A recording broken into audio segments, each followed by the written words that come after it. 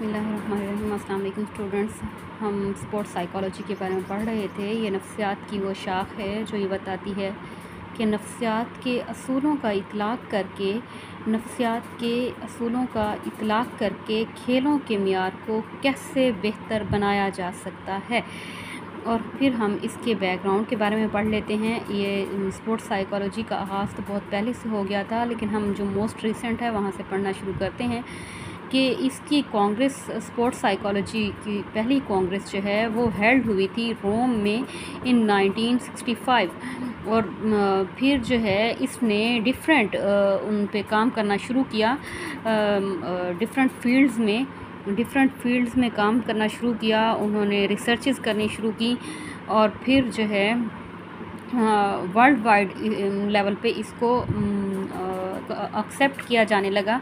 फिर क्या हुआ कि sports psychologist work in a variety of settings from private practice to professional sports team and conduct researches in a variety of areas. उन्होंने research conduct की different areas में, including कौन कौन सी उनमें एरियाज़ थे, athletic, motivation and exercise psychology.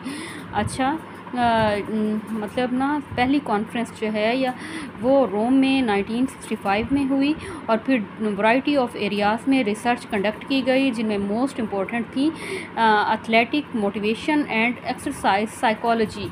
और फिर रोल ऑफ साइकोलॉजी में ये आ जाता है कि जी the importance of sports psychology is an integral, ये बहुत ज़्यादा ज़रूरी है। इंटीग्रल मेंबर होते हैं साइकोलॉजिस्ट कोचिंग में एंड हेल्थ केयर टीम्स। और फिर इन हेल्थ केयर जो भी ये एक प्लेयर की हेल्थ को जो लुक आफ्टर करते हैं, उसमें साइकोलॉजिस्ट का रोल भी अहम होता है। Sports psychologist can teach skills. Sports psychologist जो है वो ऐसी टेक्निक्स या स्किल्स सिखाता है, महारतें सिखाता है टू हेल्प एथलीट, कि वो खिलाड़ी की मदद करते हैं, इन्हेंस देयर लर्निंग प्रोसेस। ऐसी महारतें सिखाता है जो उनके लर्निंग प्रोसेस को, सीखने के अमल को तेज़ करता है और मोटर स्किल्स को भी तेज़ करता है। और जो है यानी मोटर स्किल्स का मतलब है कि आप अपने जिस्मानी तौर पे जो काम करते हैं और फिर आपका जो ड्यूरिंग कंपटीशन जो आप पे प्रेशर होता है उसके साथ मुकाबला करना सिखाता है। ये महारतें सिखाते हैं स्पोर्ट्स साइकोलॉजिस्ट एक एथलीट को।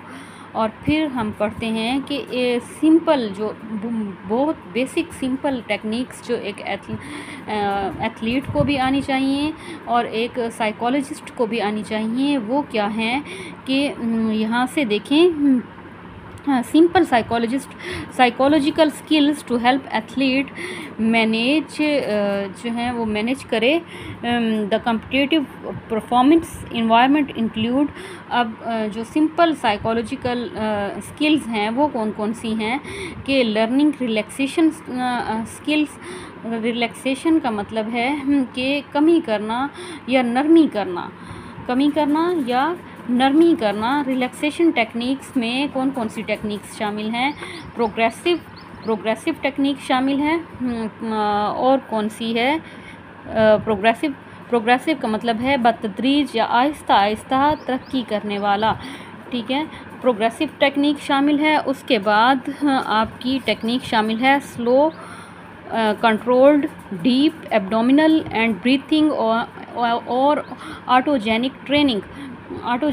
अब हमने पढ़ा कि रिलैक्सेशन टेक्निक्स क्या होती हैं। रिलैक्सेशन से मुराद ऐसा अमल है जिसके ज़रिए इंसान अपने आप को किसी भी काम के बाद दिमागी और जिस्मानी तौर पर आराम देता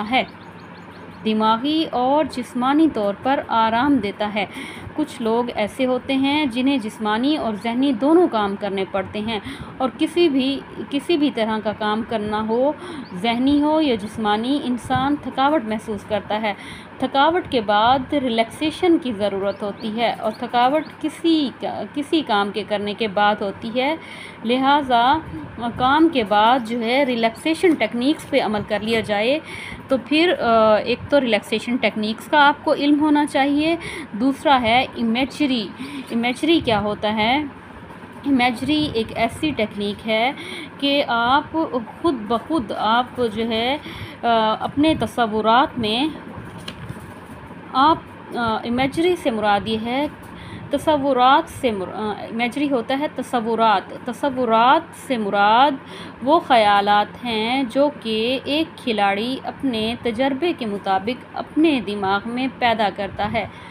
वो ख़यालात जो एक खिलाड़ी अपने तजर्बे के मुताबिक अपने दिमाग में पैदा करता है और फिर इन ख़यालात को मैच में बरोए कार लाते हुए अपनी कारकर्दगी को बेहतर करता है, इसको कहते हैं इमेजरी। इमेजरी के बाद आप चौथी चीज़ है सेल्फ़ टॉक।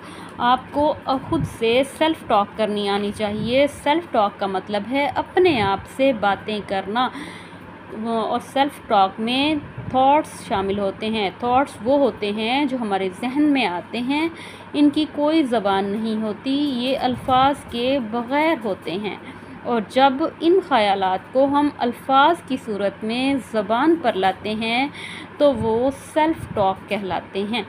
अल्फाज हमेशा उनके होते हैं जिनकी कोई लैंग्वेज होती है, लिहाजा ये कहा जा सकता है कि जानवरों के थॉट्स नहीं होते क्योंकि उनकी कोई लैंग्वेज नहीं होती।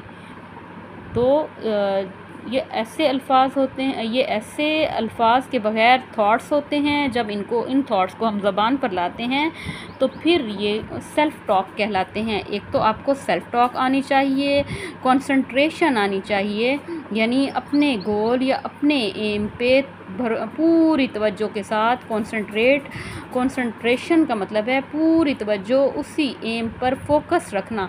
आपको ये बेसिक 5 स्किल्स हैं। रिलैक्सेशन स्किल आनी चाहिए, और फोकस अपनी किसी भी गोल पे अपना फोकस कैसे बनाए रखना है ये आना चाहिए। इमेजरी आनी चाहिए, सेल्फ़ टॉक आनी चाहिए, और फिर आपको जो है कंपटीशन वाले दिन जो है वो अपनी रूटीन को सेट करने का तरीका आना चाहिए।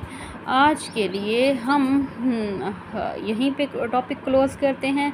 नेक्स्ट इंशाल्लाह हम डिटेल से स्पोर्ट्स साइकोलॉजी की इम्पोर्टेंस पढ़ेंगे। अल्लाह हाफ़िज़।